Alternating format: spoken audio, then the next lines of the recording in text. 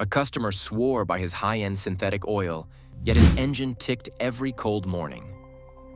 We cut open his deal filter. Fiber end caps, thin media, rubber valve. It drained down overnight, delaying pressure on startup. Then we opened a premium filter.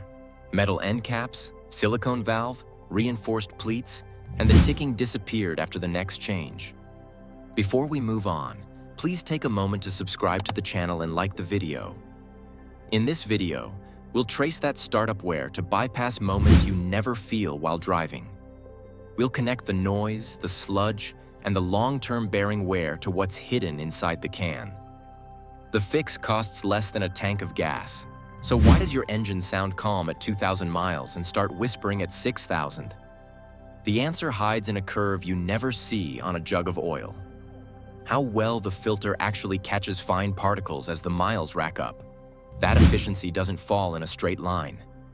It drops, plateaus, and then, on some filters, falls off hard. You feel it as a faint tick, a slight delay in pressure, or a rougher idle after a night sit. The oil may still test strong, but the filter's slip is what you're hearing. New, both an economy filter and a premium one look fine. Fresh seals, clean pleats, and decent flow. But their life cycles split fast. Economy filters rely on basic cellulose that loads up early and loses its sharpness. Premium microglass uses finer fibers with more uniform pores, so it keeps catching small grit without choking flow. One ages like bread left out. The other ages like a tool that still fits tight late in the job. Now layer in the promise of long-life synthetic oil. The bottle says 10,000 miles. The filter says nothing about that mid-interval fade. As the cheaper media fills and softens, the restriction climbs. Pressure spikes more often, and the bypass cracks open more easily. That's when unfiltered oil takes shortcuts during the exact moments your engine needs protection, turning a premium oil into a carrier for debris you paid to keep out. At 4,800 miles, a typical day tells the story. Cold start. The oil is thicker. Pump pressure jumps. The weak media bows slightly. A tired anti-drainback valve lets yesterday's oil drain out, so you get a pause before pressure stabilizes. Micro moments stack up. A second of delay here, a brief bypass there, and fine particles ride along the film that is supposed to shield bearings and cam lobes. You don't get a warning light. You just get a softer margin of safety every morning. This is where ISO 4548-12 matters. Filters are rated by capture efficiency and beta ratios at a given particle size. At 20 microns, a high beta means a lot fewer particles make it through each pass.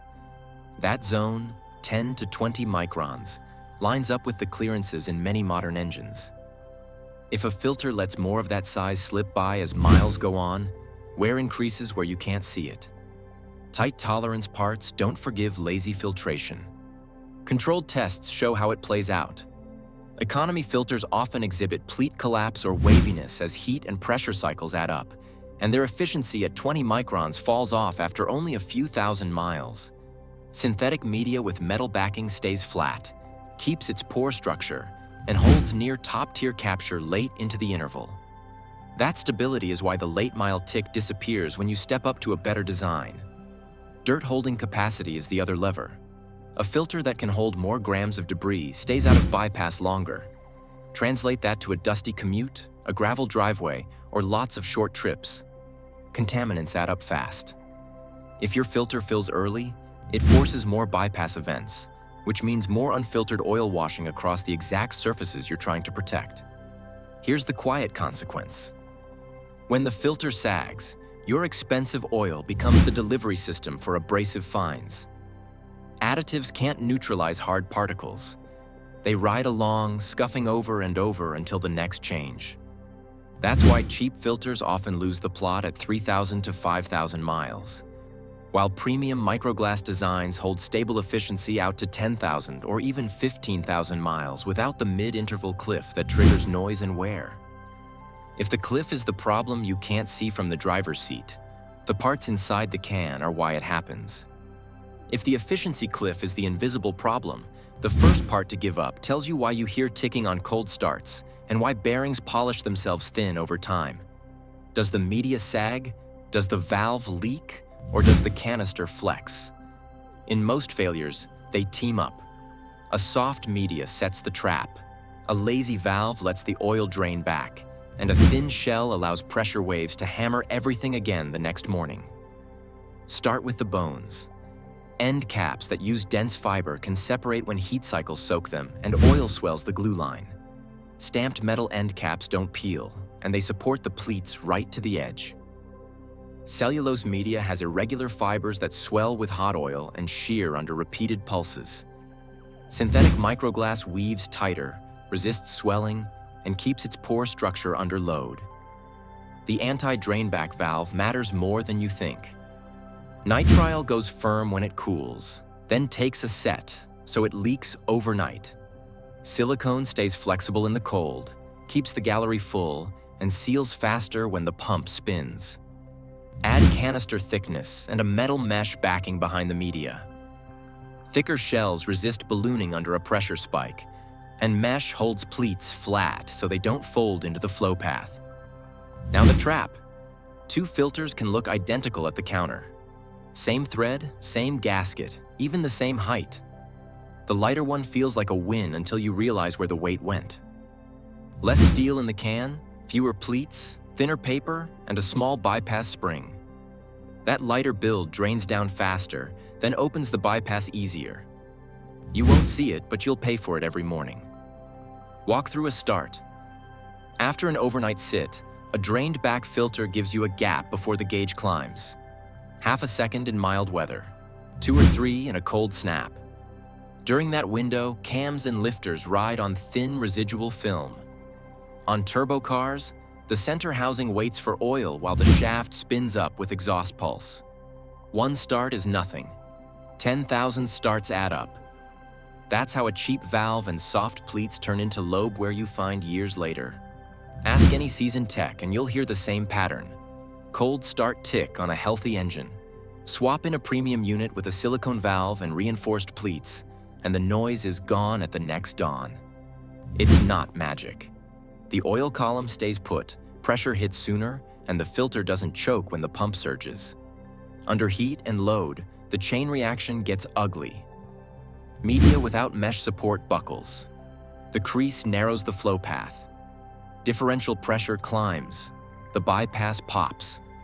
Unfiltered oil takes the shortcut, carrying fines that cut fastest where the clearances are smallest. If the can is thin, each spike flexes the shell, adding more motion to already stressed pleats.